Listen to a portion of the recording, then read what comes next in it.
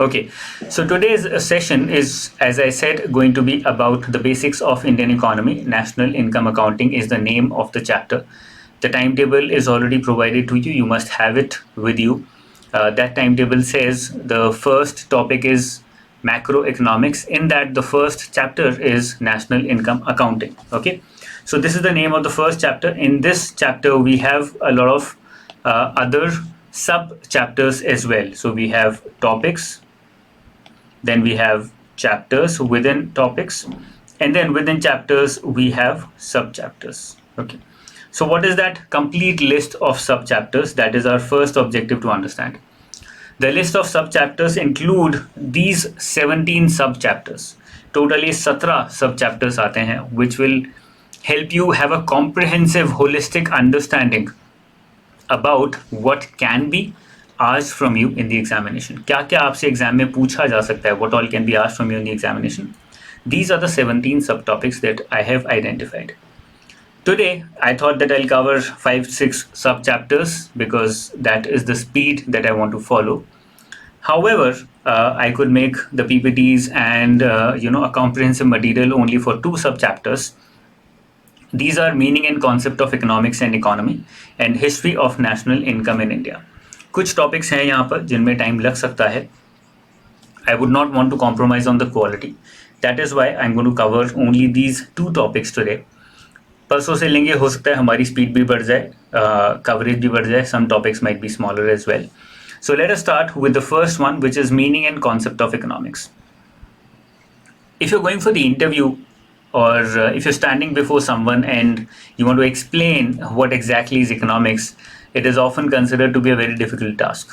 आपको पता होगा तब भी आप you might not be able to explain what is the meaning of economics. Before starting with the science and the art, economics is normally considered to be a black science because it consists of both science, features of both science as well as art. And therefore, it becomes very, very difficult as it is behavioral in nature, it is psychological in nature, it is dependent upon human, modifications in human behavior, human psychology, human perceptions in nature, and that is why it becomes difficult to understand economics as well. Starting with the meaning and concept of economics, there are 2 important things which give rise or gave rise to the study of economics. Number 1, the resources in an economy are limited. जो भी resources हैं economy में वो limited हैं. For example, the best example is coal. We are presently on the verge of facing a coal crisis. The entire world is, as well as a petrol or we can say gasoline crisis. So these resources are limited in nature. These are not unlimited. Solar की तरह नहीं है that we can exploit as much as we want, and it does not replenish. So these sources do not replenish on their own in nature with the speed that at which we can exploit it. So number 1 factor which gives rise to the study of economics is that the resources in an economy are limited. थोड़े ही resources हैं. However, because the human population, number 1, has been growing at such a fast pace, we are almost 8 billion now. And in the future, we are going to exponentially grow in large numbers. So human population as well as population of other animals, other living beings around the world has been growing at a very fast pace. At the same time, there are unlimited wants and needs.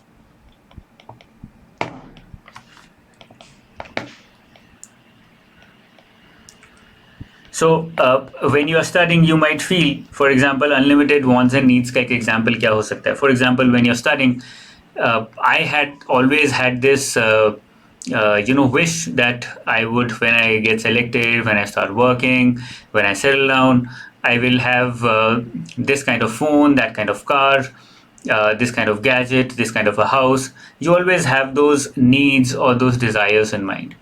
But when those are fulfilled, it does not mean that you're not going to desire that thing anymore. It keeps increasing, it keeps multiplying. Today I have a Mac laptop, tomorrow I might want, today I might have an Air, tomorrow I might want or desire a Mac Pro. If I already have a Mac Pro, then I might also want to have a Windows laptop. I might also want to have an iMac. The list goes on. It's never-ending process.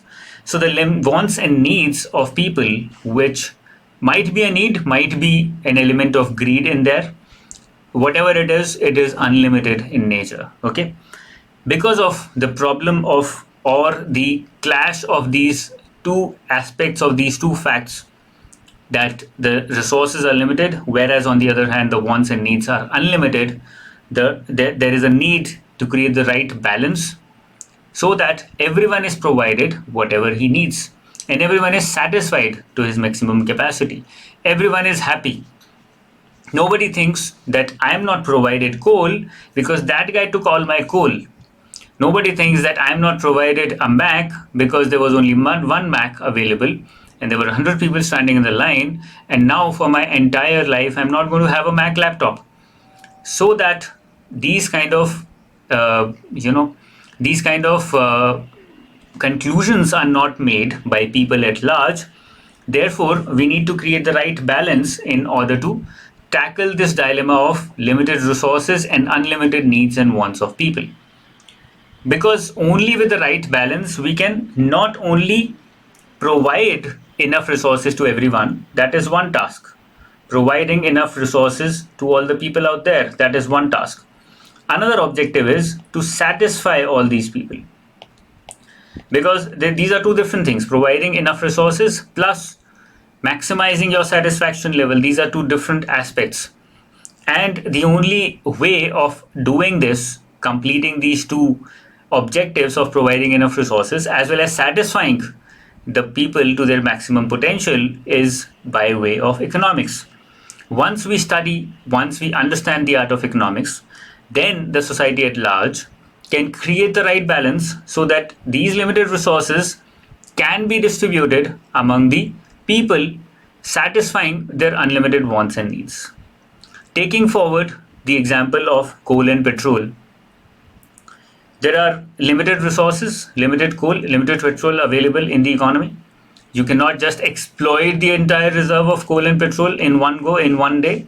You have to distribute it. Now, how do you distribute it so that everyone is satisfied? Nobody thinks that if he has the resources, if he has the money, he cannot buy petrol. You do that by distributing these unlimited resources. If you don't, then a situation like this occurs, something that I've depicted here. What is happening here is, in India, the demand of oil has been increasing in this direction, whereas the production of oil or availability of oil, that we can say, is moving in this direction. Now, what has happened, or what is the result of this mismatch between the availability of resource and the demand of the same resource? There is a rise in imports. Imports हमारे बढ़ गए. Imports have gone up. You might say it's only fine. There is no problem if there were limited oil. We are demanding more. We are paying more for the same. We are importing more for the same. What's the problem in that? The problem is, not only for nature, for the environment, is it bad, is it dangerous, but also for our economy, is it bad.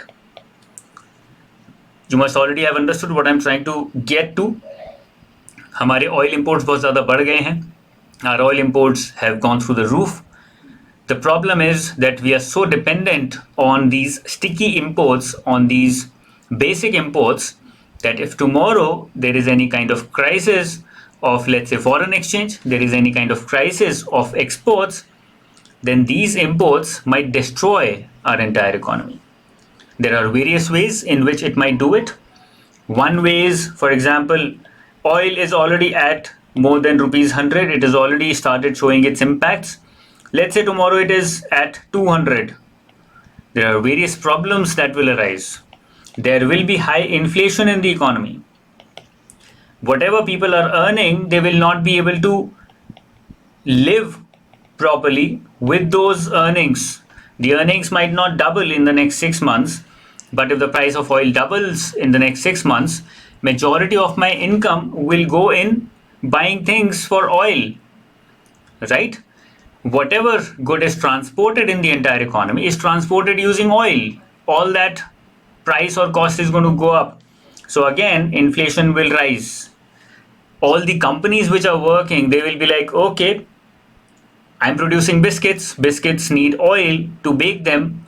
I was selling a Parle G at rupees. I always take an example of Parle G. I was selling a Parle G for rupees 5, let's say 100 grams. Today, my cost is not even rupees 5. I want to sell it at rupees 10 in order to make sure that I make enough profit, or let's say I break even. But the market rejects it. The market says, even we don't have the money. How can we buy it at rupees 10? We don't have that kind of money anymore. The company might shut down. It might say, I'm not even able to recover my costs. What is the use of working like this? I might as well shut it down. I might as well sell it or close it. Let's say the company decides to close it down. Let's say there are 1000 employees the company is employing. All these employees will go unemployed. सबकी नौकरी चली जाएगी. What is happening here? Unemployment is rising in the economy.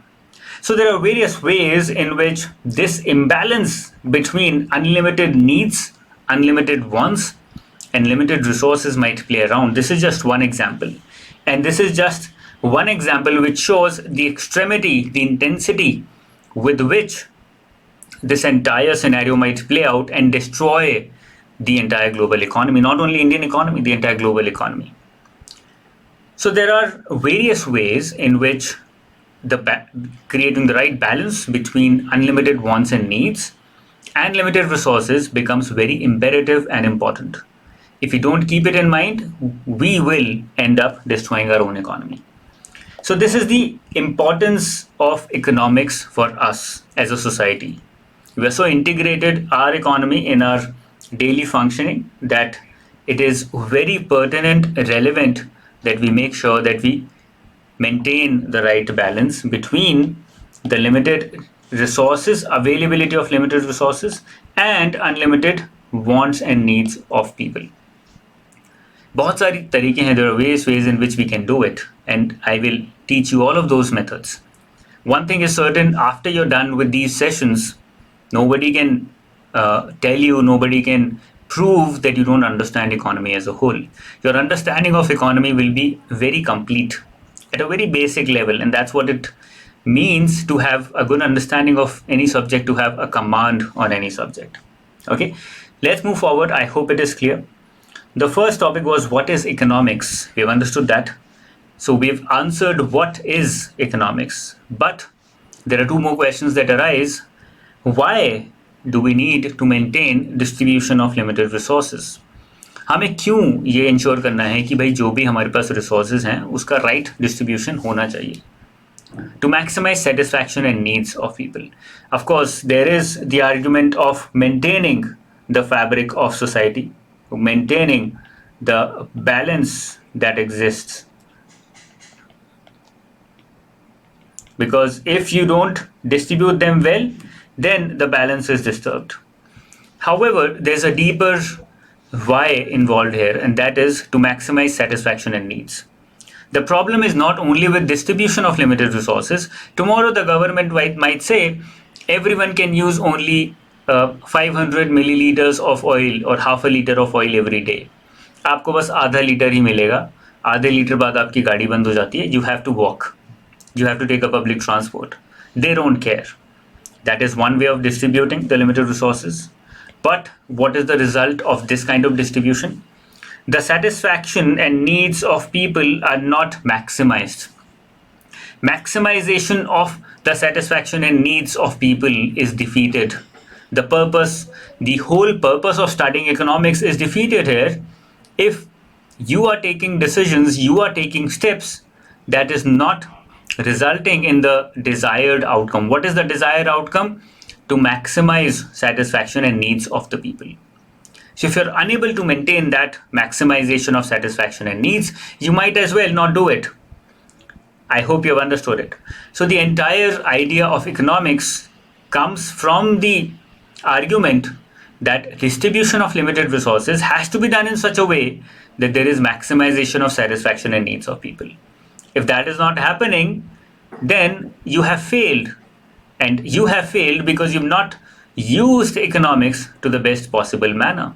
Economics is the art and science which teaches you, okay, you have limited resources, you have unlimited needs, let's distribute them in such a way that there is maximization of satisfaction and needs of you and of the society as a whole. I hope this is clear.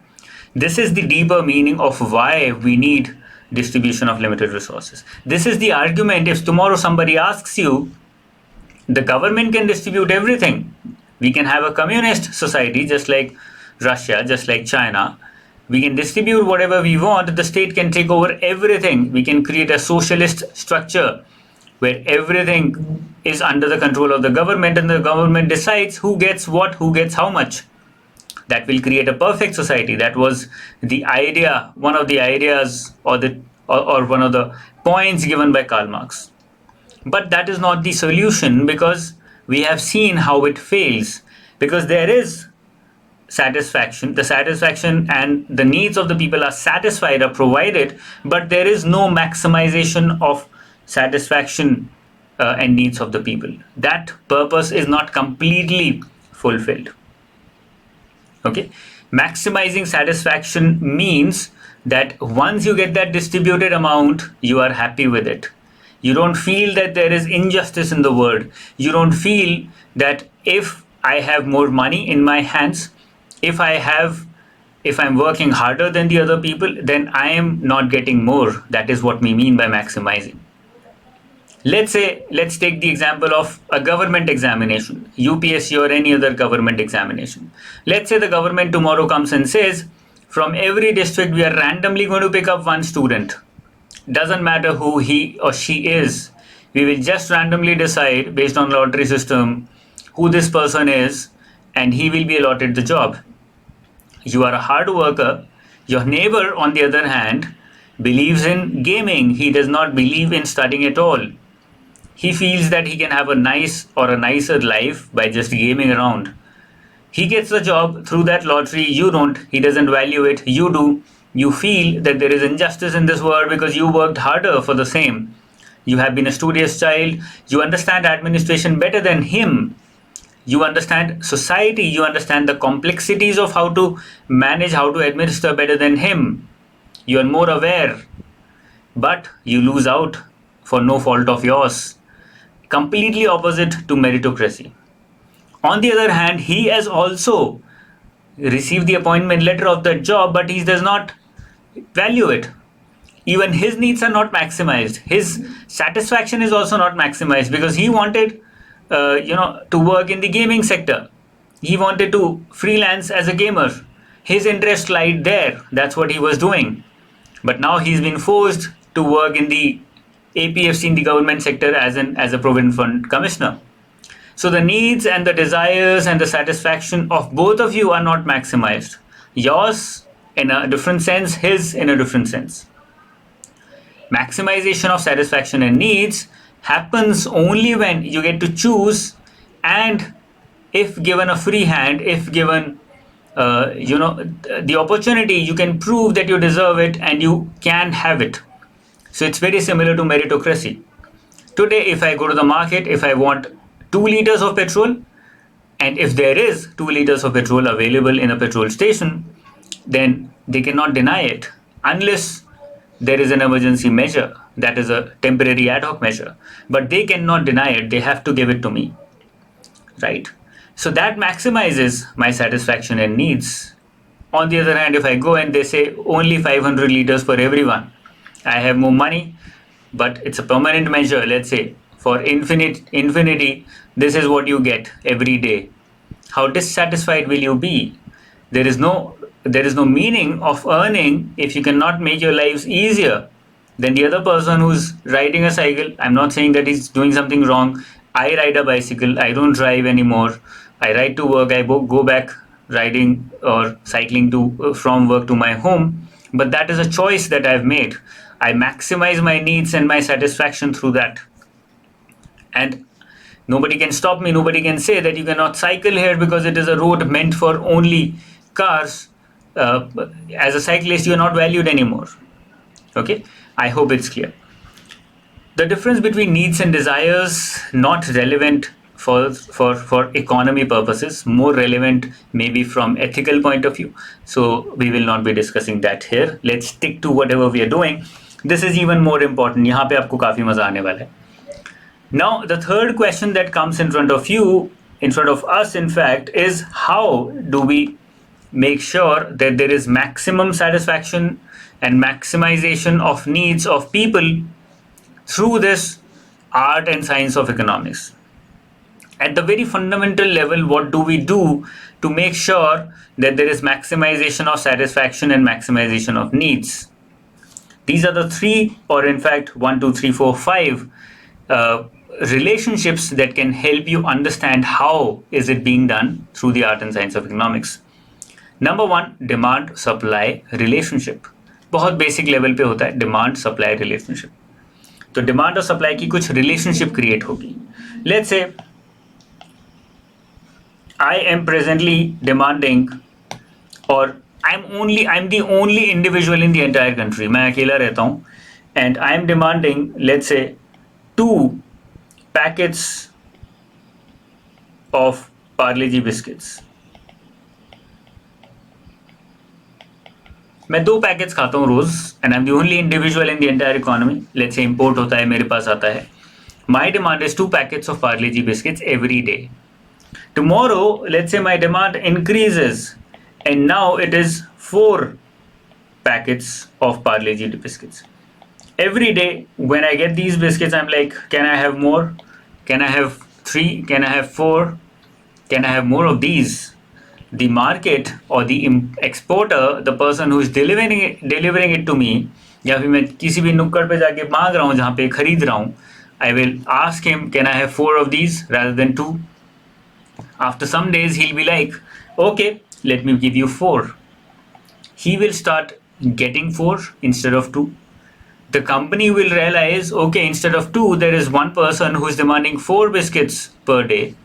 The company will then say, okay, there is more demand, let's increase the supply. यहाँ पर भी ऐसे ही हो रहा है. 53 people sitting here. Let's say tomorrow there are 500. मेरे अभी दिमाग में वो नंबर चलता रहता है. That's the target that I give to myself to satisfy my needs of this race that I'm in. Okay, not very good, but it keeps me motivated. मजा आता है थोड़ा सा. That number game is also good at times. Negative but fine. Supply. More people sitting here, more people demanding it. I would start producing more. The company will say, Nestle or whatever Parle G belongs to will say, okay, let's start making 4 rather than 2. They will increase their supply. They will increase their production and the ultimate supply. So there is a positive demand-supply relationship which says that as demand increases, the supply also increases. This way, the economy is able to maintain the right balance. Now we have to come to this point every time. How to maintain the right balance between limited resources and unlimited wants and needs. My needs have increased. They have enhanced from 2 to 4 biscuits. Within the realm of limited resources, it is very much possible to provide me 4 biscuits. You might be getting confused and you might be thinking, I just have the resources as a company to produce 2. I cannot produce more. Well, I'm putting this caveat that you have the ability, you have the resources to produce 4 of these biscuits. You will increase your supply. This is how the balance between unlimited needs and wants plus limited resources availability is balanced using economics. So economics say when there is an increase in demand, there will automatically be an increase in supply, and that will result in maximization of your satisfaction and needs. What if it does not happen? What if this balance is broken? To understand at a very rudimentary level, let's say this is the demand curve. We'll not try and understand why is it like this, why is it not any other way around. This is the supply curve. Presently, this is where the equilibrium is, which means, let's say, I'm demanding 2 biscuits every day. Now I start demanding 4. I'm standing here. I'm demanding 2 biscuits every day. Now I start demanding 4. मैंने 4 demand करने शुरू कर दिए. What will happen? This is, if the supply does not increase, I will not have the equilibrium. Equilibrium maintain नहीं हो पाएगा if I do not increase the supply accordingly. What I need to do is to increase the supply along with an increase in demand so that a new equilibrium is created at the point 4. Otherwise, there will be an imbalance. Otherwise, the market will break down. क्या होगा? Price कहीं ना कहीं price बढ़ जाएगा. Okay, let's say this is the price. So the price was, let's say, ₹5. I'm demanding 4 now. Availability है नहीं. The price will increase to, let's say, ₹10. If I want to buy 4, I have to pay ₹10 because there is limited availability. The supply will have to increase in such a way that my demand or my need of 4 biscuits every day is fulfilled, and simultaneously the price also remains at 5. ये यहीं पे अटका रहना चाहिए, ये change नहीं होना चाहिए. If this changes, that means there is an imbalance. Okay, some kind of imbalance has been created. So economics help you understand how the right balance between limited resources and unlimited needs and wants is balanced out. You might be thinking, I'm teaching completely in English. Some people have this problem, are unable to understand completely in English. But I will give the same reason that I always give in a lot of other classes, and that is that you have to learn to study in English. You have to learn to read in English. You have to learn to think in English in order to make sure that you are better than others. Because at the end of the day, it is a meritocracy. If you're not better than others in this examination, you will not be through. Okay, I will try and include some Hindi as well. Whatever I speak in Hindi, I will speak that in English as well simultaneously. जो भी मैं हिंदी में बोलूँगा मैं उसको English में भी बोलूँगा जिससे आपको समझ आ जाए. तो पहला पॉइंट जो है हमारा वो है demand supply relationship. The first point that we have is demand supply relationship. What it says is that if there is an imbalance between demand and supply, demand ज़्यादा है supply से या फिर supply ज़्यादा है demand से. If the demand is more than supply, or if the supply is more than demand, then the imbalance is broken. Then the balance is broken. There is an imbalance in the situation. That means other things will start playing a role. Inflation हो जाएगा economy में. There will be inflation in the economy. There might be unemployment in the economy. The company might shut down. Many things might happen if the balance between demand and supply is broken. And the same thing will happen below as well. So how do we make sure that the distribution of limited resources is done, and at the same time there is maximization of satisfaction and needs of people? We make sure that happens or the balance remains by studying the demand supply relationship. ये हमें economics ने बताया है. ये हम पैदा हुए थे तो हमें नहीं पता था. When we were born, we did not understand this relationship. You're engineers, you still don't understand, you still have not read about this relationship. तो हमें पता नहीं था ये. Economics has taught us this entire relationship, that there is a relation between demand and supply. वो balance create करके रखना है between limited resources and unlimited needs. Then you need to maintain the right demand supply relationship. You need to understand it. Okay, that is what economics has taught it. Second is price demand relationship and demand price relationship. दोनों अलग अलग हैं. Both of these two are different. Number one, what is price demand relationship? Let's say the price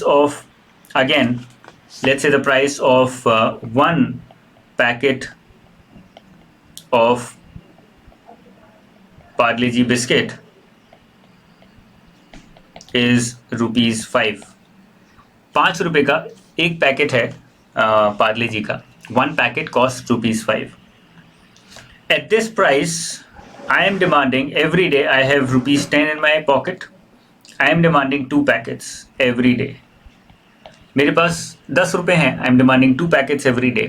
I am using these 10 rupees to buy 2 packets of Parle-G. दो भी 5 रुपए का है. Let's say the price goes up. The price increases suddenly ₹2.10 per packet. Price जो है वो double हो गया. प्राइस जो है वो डबल हो गया, the price is doubled in the economy. What will happen to the demand? Very logical, the demand will go down. Instead of demanding 2 packets, now given that my income stays the same, it is still constant, I will be able to buy only 1 packet now.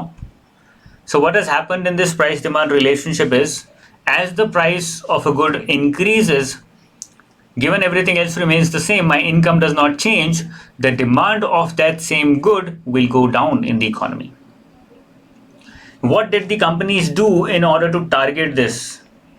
एक बहुत ही खराब system शुरू हुआ in order to target this. What the companies like, जैसे कि आप वो Maggi खाते हो, उसमें what have the companies started doing? Lays लेते हो, what have the companies started doing? Instead of increasing the price, because people understand that, people notice it very fast, they went around and they said, एक packet में मैं, let's say 20, I used to give 20 biscuits. Now let's say in one packet, let's start giving them only 10 biscuits. People would not be able to notice it immediately. उनको लगेगा ठीक है यार, एक packet में 20 मिलते थे, अभी थोड़ा छोटा हो गया है, but it's fine. They will keep buying 2 packets. वो 2 ही लेंगे. Okay. So instead of increasing or doubling the price to rupees 10 per packet, I'm still selling 2 packets. I'm still selling them combined 20 biscuits. I was selling them 40 biscuits. I'm still selling them 20. I'm now selling them 20 biscuits, but the demand stays the same. I'm still selling them 2 packets, and the consumer is still buying 2 packets. So the quantity has been reduced. Nowadays, this is a new method of marketing or new method of going around this relationship which has happened, but we can ignore it for now. बहुत basic पे रहे तो better है. Let's stick to the basics. The basics say that economy says that there is a relationship between price and demand, and understanding this relationship, you can ensure that the balance between unlimited needs and limited resources is maintained. Okay, the market will shift automatically whenever this relationship is violated or there is any change in this relationship. The third one that we have here is demand price relationship. उल्टा है. Let's say I was demanding 2 packets of biscuit every day. Again, मैं चाह रहा था कि यार 2 packet खाते हैं, अभी मेरी भूख बढ़ गई है. I want to have 4 packets every day now. Instead of 2, I want to eat 4 packets. मेरी डिमांड बढ़ गई. My demand has gone up. What will happen to the price? The price was, let's say, rupees 5 per packet, and the company was taking rupees 10 from me every day. Now the company recognizes, oh, my consumption has increased, and the only individual, now they have to make more, they have to supply more. We learned that here. They might think, let's milk this cow, let's start increasing the price. 12 for 2 packets. For 4 packets, rupees 24. For 4 packets, instead of rupees 20, now they're taking 24 rupees from me. I demanded more, they increased the supply, but at the same time, they also decided, let's increase the price and let's see how the consumer responds. The consumer might reject it, the consumer might be fine with it. That is a different question altogether. But there is a relationship here.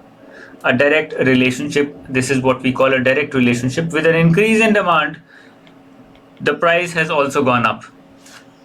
Because now I'm demanding more, the price has increased.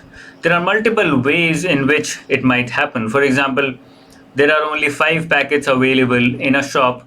I used to take 2 packets, very comfortable, there was no problem, no fighting. Now I want 4. There are 2 more consumers standing in the line. They are like, I also want one, I also want one. There are now limited resources. The supply is less. Not everyone's needs are being satisfied. The price will automatically increase. The दुकान वाला will say, ठीक है यार, फायदा उठाते हैं. There are 3 consumers here. In total, they want 7 packets. I have only 5. Let me take more from them. मैं उनसे ज़्यादा चार्ज कर लेता हूँ. Whoever gives me 6 rupees can have this. You must have visited all these hill stations Himachal गए होगे, सिक्किम गए होगे, वहाँ पे you must have seen all these Maggi wallahs sitting on the side selling Maggis and chai. वहाँ पे चाय सुट्टा की जगह चाय मैगी चलता है. So what happens there? A 10 rupees Maggi which you were getting made for rupees 20 in Delhi, now they will be charging you rupees 50 out there. But because the demand is there, they can charge you more. You're ready to pay because you're demanding it there. You need Maggi out there to have fun. आपको वो खाना है वहाँ पर. तो even if they charge you more, you're fine with it. Right?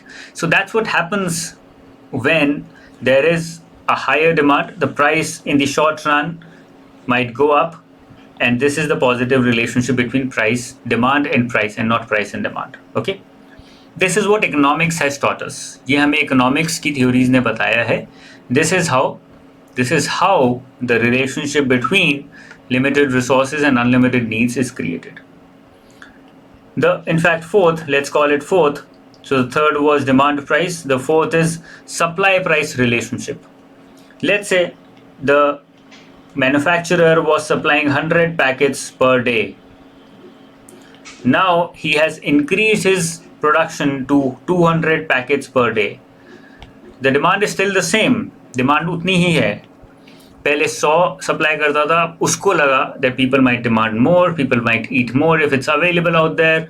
Let's increase the production. We're making profits. Let's increase the production. Let's invest in the company and make more. Supply बढ़ा देते हैं. Let's increase the supply. People are still demanding the same. People are not demanding more. What will happen to the price? The price was, let's say, rupees 5 per packet. Now there's a lot of the same packet available. पहले 100 थे, अभी 200 हैं. Again, let's go back to that दुकान वाला. Let's go back to that नुक्कड़ वाला. He had 100 packets. Now he has 200. He wants to sell all of them. खराब हो जाएंगे वो. What will he do? He will say, you want to buy it at 2.5? Please take it. Instead of 2, take more. Give me 2.5 per packet. You were taking 2 packets for rupees 5. Now take more, because his concern is he has to sell off all these 200 packets. उसको सारे बेचने हैं. What will happen? The price is going to go down. Again, we have to assume that other things are still constant. There is no increase in demand. There is no increase or decrease in income. All those things are constant. Very basic, बहुत basic level पे बात कर रहे हैं, because this will help you answer questions much better, or at least have a better understanding about economics as a whole. इसलिए मैं इसमें इतना time दे रहा हूँ. The fifth relationship is price and supply relationship. Price of a good, let's say price of, again, packet 5 रुपए का है एक packet. Okay, the price, the company says let's increase the price to rupees 6 per packet. Price बढ़ा देते हैं 6, or the market says increase the price to rupees 6 per packet. The company does not say anything. Market में let's say supply कम है, लोग बोल रहे हैं 5 की जगह 6 देंगे, 6 की जगह 7 देंगे. We just want this product. The price in the economy increases for reasons unknown to us. The company will say, okay, we were making 100 packets per day. Let's start making more. Let's start making 200 per day, because now we can sell it for rupees 6. More profits. Let's make more of these. ज़्यादा profit मिल रहा है, ज़्यादा बनाते हैं. This is what happens when you increase, when the price of a good increases in the economy, the supply also increases in the short run. ये सब short run की बातें हैं. Okay? Short run, long run समझना ज़रूरी नहीं है, not at this point of time. I hope this is clear. So this is how we have answered 3 questions. What is economics? Why is it required? And how does it function? How does it make sure that there is maximization of satisfaction and needs in distributing the limited resources among people who have unlimited needs and wants? Hindi में बोलते हैं. Economics हमें बताता है how we can distribute, किस तरह से हम maximize कर सकते हैं लोगों का satisfaction, लोगों की needs, by distributing limited resources, come resources को distribute करके among people whose wants and needs are unlimited. ऐसे लोगों में जिनकी wants और needs जो है unlimited है. Distribute तो आप कैसे भी कर सकते हो, but how do we make sure that the satisfaction and needs of people are maximized. By understanding these relationships, you can understand. Yes, there is a negative relation between price and demand. By understanding these relationships, you can have a complete understanding of how economics work. Let's move to the difference between micro and macroeconomics. Micro और macro economics के बीच का difference समझने की कोशिश करते हैं यहाँ पर. What is the difference between micro versus macro? Microeconomics, we can assume or we can say that it works at individual level. हम अभी तक एक ही आदमी की बात कर रहे थे. We were talking about only one person. एक बंदा 10 पैकेट खरीदता है, एक बंदा 2 पैकेट खरीदता है, एक बंदे के पास 10 रुपए हैं, एक बंदे के पास 5 रुपए हैं. We were thinking about an individual, and based upon that we were trying to create the relationships. But in macroeconomics we are dealing with an aggregate level, जिसको हम country level भी बोल सकते हैं. When we are dealing with macroeconomics, we are dealing with the entire economy. What happens if there are 1 lakh people demanding or buying 2 packets of biscuits Parle-G every day? That is how you start studying economics from a macro point of view. So there is a difference in how economics will respond at a micro level and how it will respond at a macro level. Some people out of these 1,000 people, 1 lakh people who are buying biscuits might be fine with an increase in price. Some people might not be fine. Some people might give up and say, I don't have the money to buy this biscuit anymore. Some people will be like, I don't care. Let it be 6, let it be 10. I will still buy. I have the money with me. So when we are studying economics at the micro level, that is called as microeconomics at an individual level. When we are studying economics at a macro level, at an aggregate level, at a country level, then it becomes macroeconomics. Okay, this is what it says. It covers various issues like demand, supply, product pricing, factor pricing, production, consumption, economic welfare, etc. ये सारे scope के अंदर आते हैं. These all things come under microeconomics. That is why when we studied about demand, supply and price, we took it from micro perspective, not a macro perspective. At the macro level, national income, general price level, distribution, employment, money, these come into play.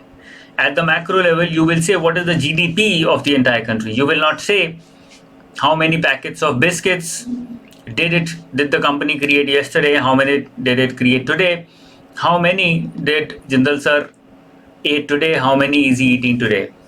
Those are not our concerns at the macro level. Our concern is what is the national income of the economy. Price level क्या है? General price level means inflation क्या है? Inflation level क्या है economy में? What is the employment levels in the economy? Okay, all those things become important at the macro level. And importance, it is important or helpful in determining prices of a product along with prices of factors of production within the economy. So how does microeconomics help us? It tells us how to determine the price of a product, whether it should be rupees 5 or rupees 6 or rupees 10. Microeconomics, the study of microeconomics can help us here. It can tell us what should be the price of factors of production. मतलब आपके एक labour काम करने आ रही है, आपको उसको कितना पैसा देना चाहिए. That is the price of labor of production. Okay, or of labor of production. एक इकोनॉमी के अंदर how should the prices be determined, that will be studied through microeconomics. On the other hand, macroeconomics will tell us stability in the general price level, which means inflation. आप कभी भी macroeconomics की बात करते हो, you talk about the monetary policy committee, you talk about monetary policy making. You never talk about what should be the price of a Parle-G biscuit. You always talk about what is the inflation level in the economy. RBI की जो committee होती है, जब वो बैठती है, वो ये नहीं देखती कि भाई यहाँ पर प्राइस लेवल क्या है, उसको कम कर देते हैं, ज़्यादा कर देते हैं. They talk about economy as a whole and then they assume, वो बोलते हैं कि इन्फ्लेशन क्या है पूरी इकोनॉमी में. Tell us that. Okay. Macro problems such as inflation, unemployment, etc. as a whole. In Bihar, unemployment might be much higher than what it is in Delhi. In Kerala, unemployment might be much lower than what it is in Delhi. That is what macroeconomics will study.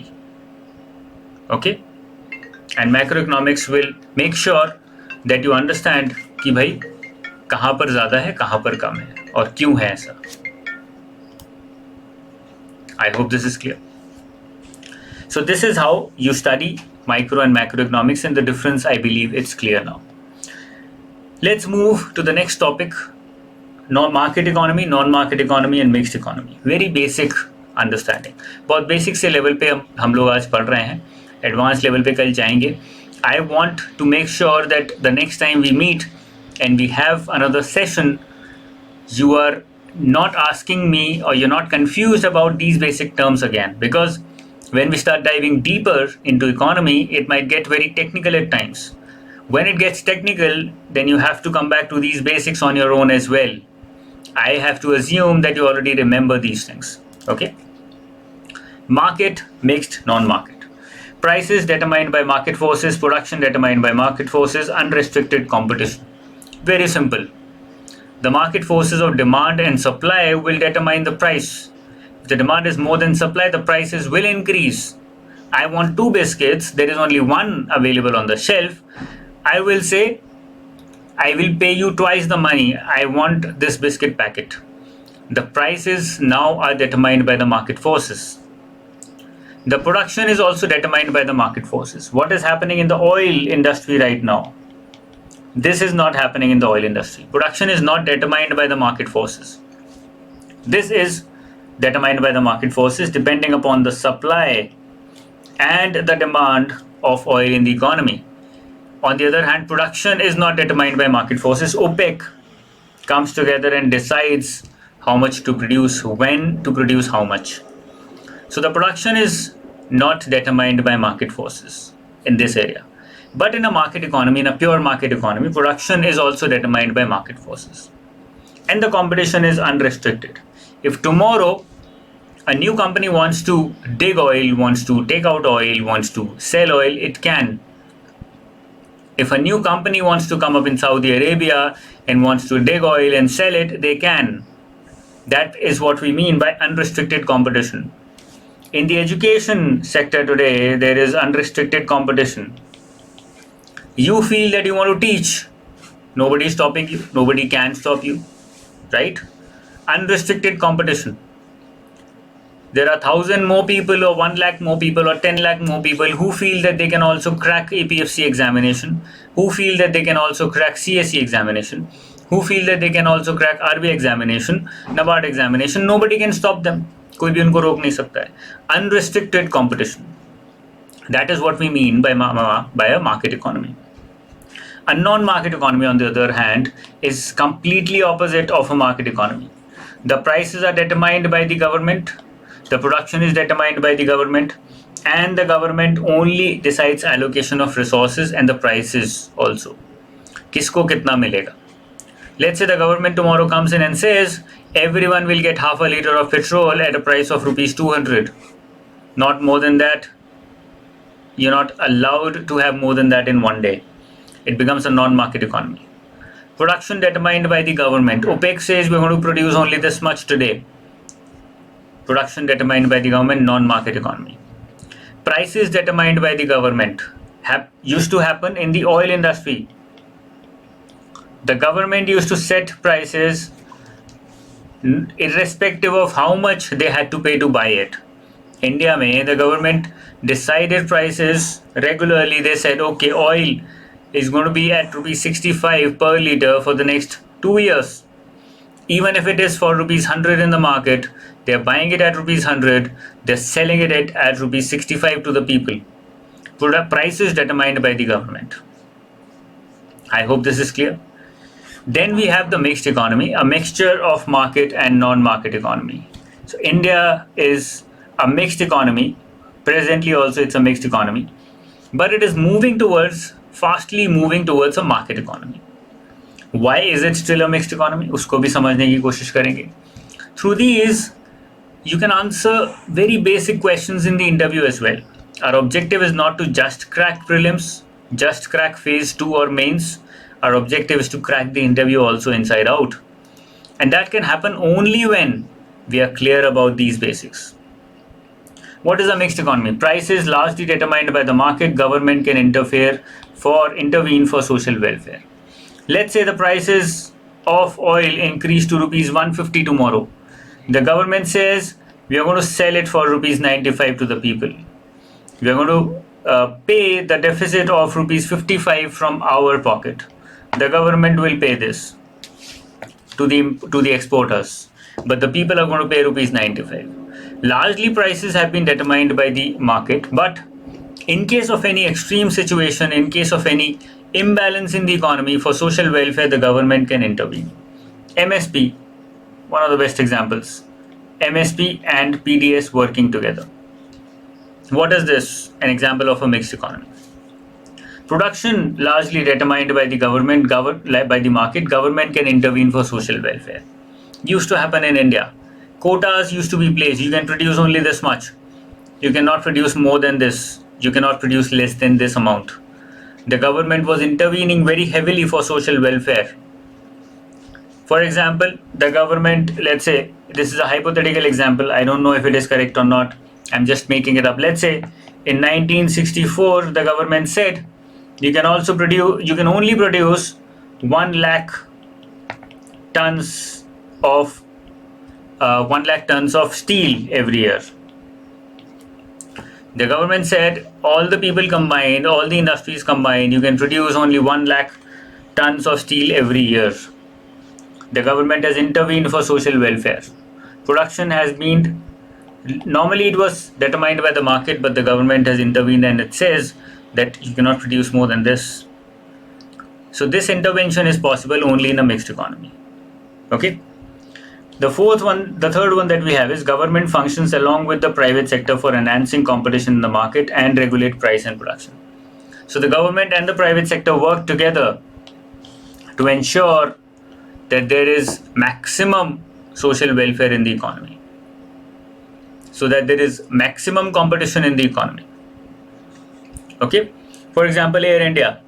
Air India used to provide very good competition to all the private carriers, and it used to make sure that the entire air industry is working as per certain rules and regulations that have been created by the government through Air India. उन्होंने कुछ prices determine किए, उन्होंने कुछ rules बनाए, उन्होंने कुछ policies बनाई, and those policies were forced upon other players in the market, because otherwise people will reject these other players. Let's say Air India today says we are going to sell Delhi to Mumbai flights for only rupees 2,000. All the other players like Indigo and etc., they are priced at rupees 4,000. Now the market will move towards Air India very heavily, and people will be like, okay, I'm not paying rupees 4,000 for the same flight. I'll instead take Air India. So now the pricing of the entire market has come down. Competition has increased in the economy. Price-based competition. This is how a mixed economy functions, where the government also makes sure that through its tools and techniques, it is enhancing competition in the economy. I hope it's clear. Let's move forward. Sectors of Indian economy, very, very basic. There are students who are confused about this.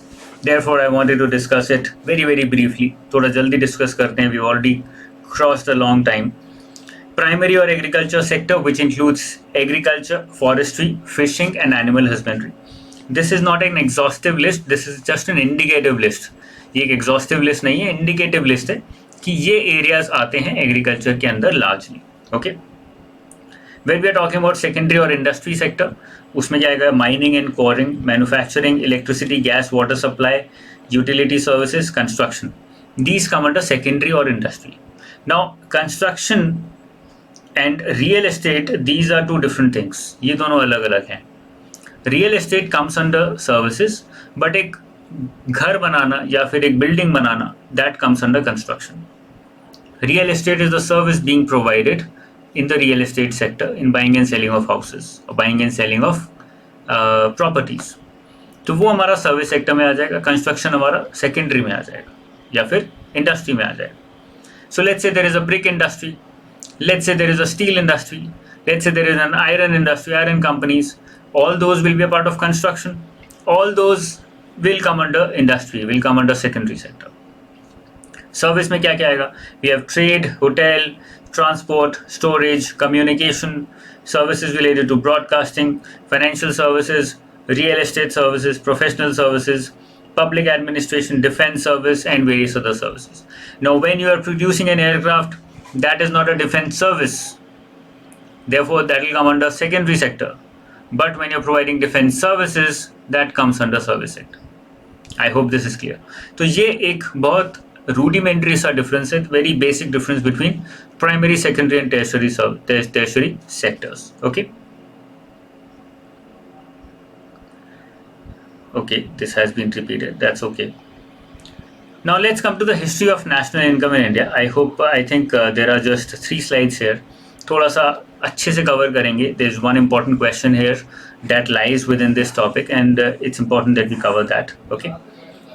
So the history of national income in India is normally taken up from the perspective of the grand old man of India, who was Dadabhai Naoroji, 1825 to 1917. He gave the first estimate of national income in 1867-68. उन्होंने first estimate दिया था 1867-68 में. He came out with the drain of wealth theory in his book Poverty and Un-British Rule in India. He said that the British rule in India was very un-British. Okay. So remember the year. Number 1, first estimate of national income can be a objective question, 67-68.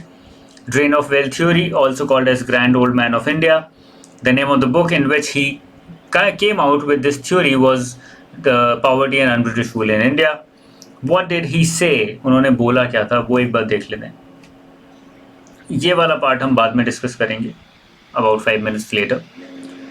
Number 1, he said, भाई taxes India से लेते हो, use this money to buy goods from India and export to Britain. Free export. There were Diwani rights being given by the British, being given by Indian rulers then to the British. Diwani rights दिए गए थे. Those rights were the rights wherein the Britishers could collect revenue, tax revenue. The Britishers started taxing the people. Normally क्या होता था, what used to happen before Diwani rights was that the Britishers used to import a lot of goods from India. Spices हो गए, opium हो गया, opium तो और purposes के लिए करते थे, टी हो गया, बहुत सारी चीज़ें वो import करते थे. Okay, manufactured goods also, especially cottage and small sector goods. So they used to import heavily from India. अब उन imports की वजह से इंडिया की जेब भर रही थी. So India was able to export a lot, and that was resulting in huge deficits for Britain. उन्होंने क्या किया? They found out a way to make their exports free. So they demanded Diwani rights. They fought some wars, they won those wars, and then as a penalty they said, we are going to have taxing powers now in this area. So they started taxing people, they started collecting revenue from the people in those areas, and they started using those revenues. अब मैंने tax collect किया 1000 रुपये, मेरे लिए तो free है ना. I am not a citizen of this country. I am a colony which has been set up here. My only purpose is to exploit and make money. मैं क्या करूँगा? उस 1000 रुपये से this 1000 rupees is free for me. Free में आया मेरे पास, तो I don't have to develop the local economy. I don't have to work for the people. मुझे कुछ नहीं करना. What will I do? I will use this money to buy exportable goods. मैं किसी ट्रेडर के पास जाऊँगा. I will be like, okay, give me 1 bag of let's say spices. Give me 1000 kgs of spices for let's say rupees 1000. उसने मुझे दे दिया 1000 kilo. I've exported it to Britain.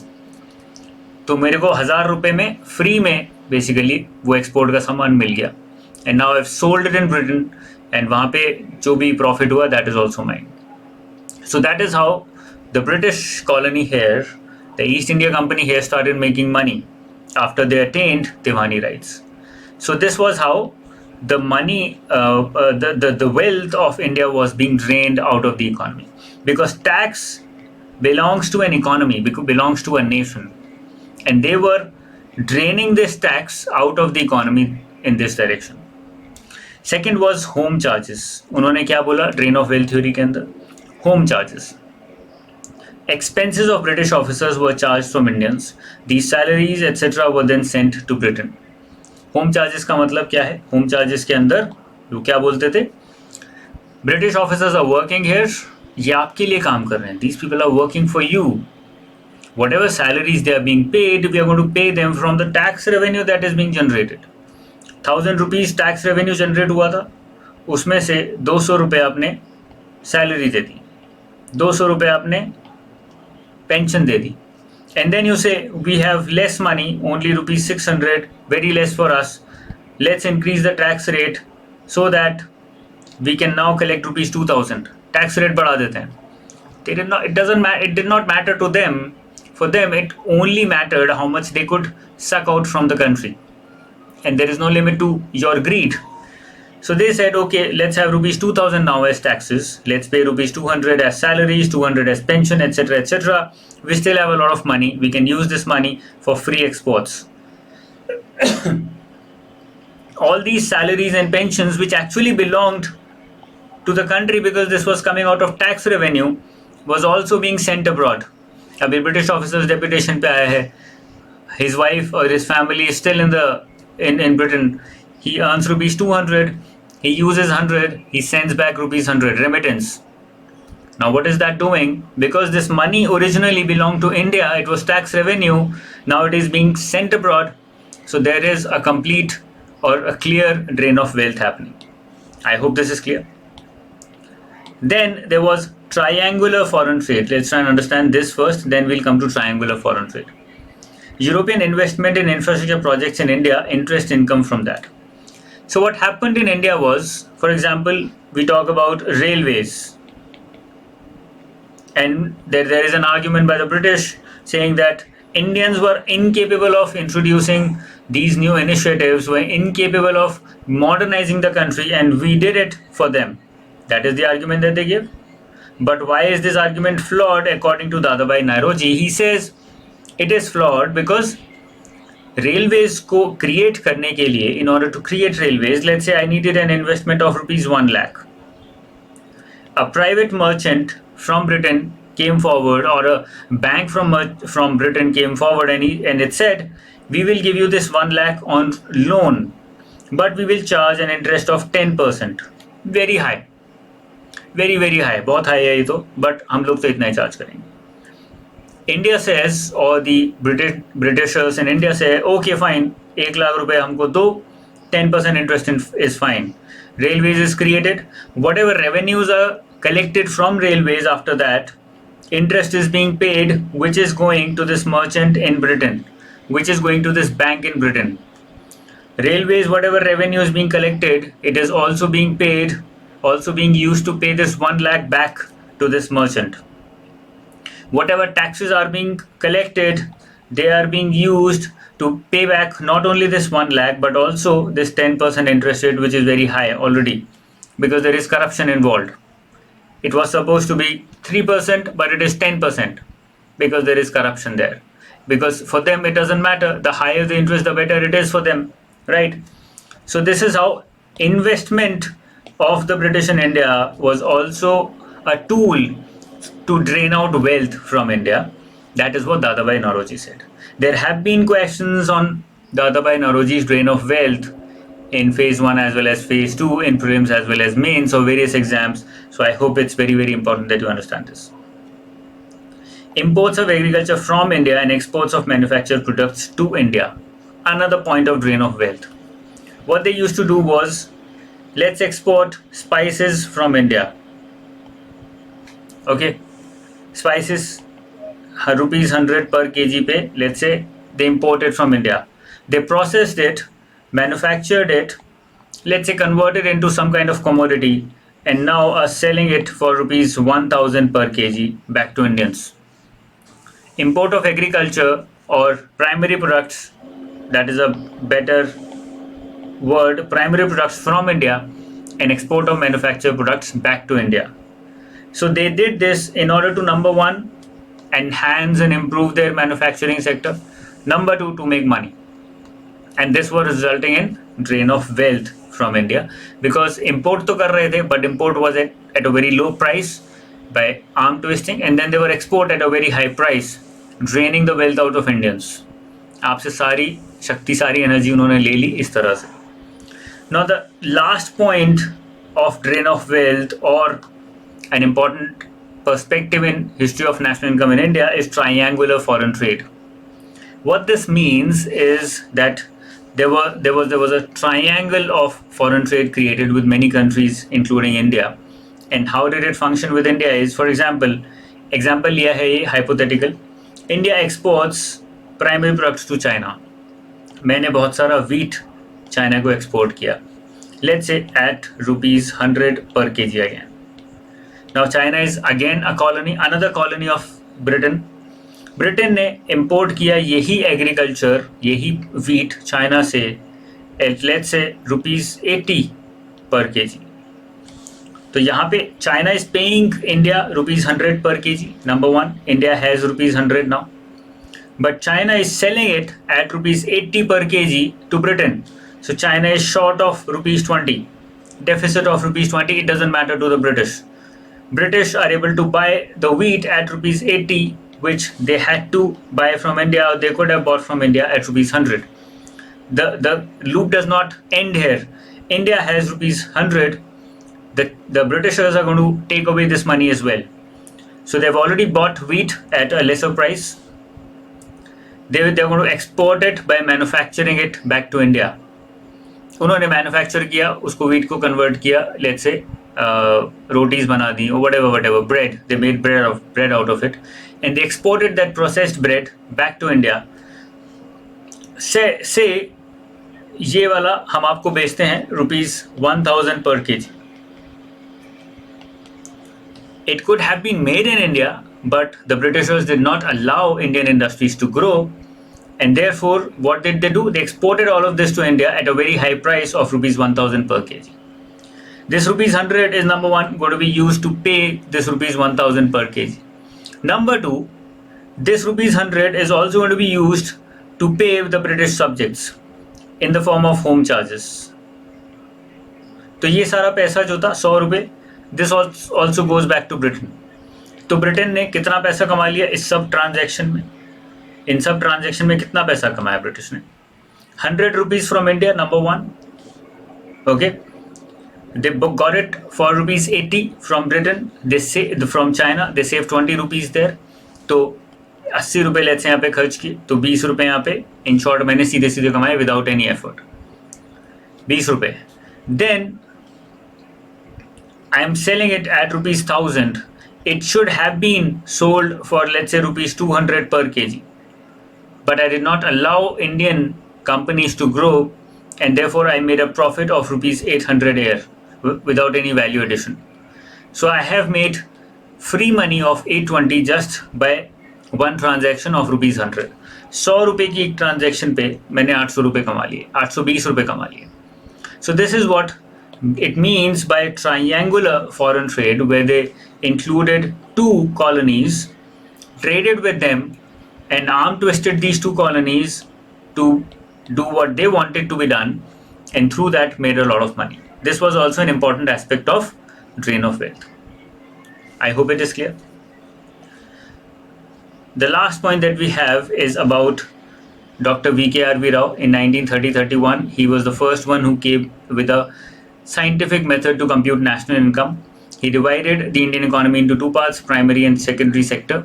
Primary में आता था agriculture, forestry, fishing, hunting etcetera. Secondary में आता था industries, construction, transport, public service, business etcetera etcetera. He was the first one who made this classification. So Dadabhai Naoroji ने वो classification नहीं किया था कि ये प्राइमरी सेक्टर है, सेकेंडरी सेक्टर है. He understood in the form of agriculture and industry. Okay, I hope it's clear. ये आई थिंक यहाँ पे पिक्चर गलत डली हुई है, पिक्चर को हटा देते हैं. Okay, post independence what has happened? Post independence, P.C. Mahalanobis was the first one who came out with a National Income Committee. He was made the chairman of National Income Committee, which was created in 1949 in order to estimate the national income of India. CSO was created for estimating GDP of the country. CSO was created for estimating GDP of the country, and national income estimates were created by CSO or released by CSO based upon survey of National Sample Survey Organization as an NSSO. NSSO and CSO were merged to form NSO under Ministry of Statistics and Program Implementation. I hope it is clear. तो ये पूरा एक timeline था जो create हुआ था in order to measure national income in the economy. Very basic, I have just given you a basic timeline. The basics जो और डेप्थ में होगा नेशनल इनकम के बारे में वो हम थोड़ा और डिटेल में बाद में पढ़ेंगे. We'll try and understand it when we start from the next class with circular flow of income. वो सारी चीज़ें और बहुत सारी चीज़ें अगर फर्स्ट टॉपिक पे आए तो अभी हमने 2 कवर किए हैं. So there is circular flow of income, meaning and scope of national income, important terms, important variants, estimates of national income. We are going to study all of those and it's going to be very, very interesting. Okay. Central Statistics Office, National Statistics Office, Central Statistics Organization या फिर office भी बोलते हैं उसको, was created and then it was merged with NSSO to create National Statistics Office. Okay. Under Ministry of Statistics and Program Implementation. Okay. I hope it's clear. So this is all for this particular session. I hope it was useful. I hope you learned something new. Even if in this session you learned one new thing, that is more than enough for you to go ahead with a positive attitude that I'm going to watch other sessions and I'm going to make sure that my learning does not stop and I don't have to leave any stone unturned, okay, to prepare for this examination. Okay. This was all for this session. I hope it was very, very useful.